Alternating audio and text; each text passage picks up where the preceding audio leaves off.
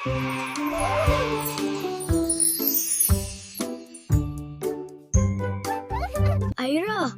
Adam rasa macam bateri tinggal 1 bar. Adam puasa kan? Memang rasa macam tu sikit. Assalamualaikum, Adam dan Aira. Waalaikumsalam, cikgu. Baru pukul 9 pagi, Adam. Puasa maksudnya kita tahan makan dan minum kerana Allah. Kalau terbau ayam goreng jiran, batal tak, cikgu? Tak batal, Adam. Bau saja tak apa. Adam, makanlah saya. Adam, itu imajinasi je. Adam cuma tengok je. Allah nampak orang yang sabar.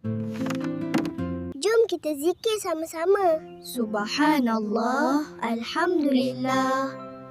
Rasa tak lapar sangat lah. Jarum jam ni jalan slow sangat. Jarum tak slow, Adam yang tak sabar. Hari ni kamu belajar apa? Walaupun lapar, Adam tak minum. Kita puasa kerana Allah. Masya Allah. Kamu berdua anak soleh dan solehah.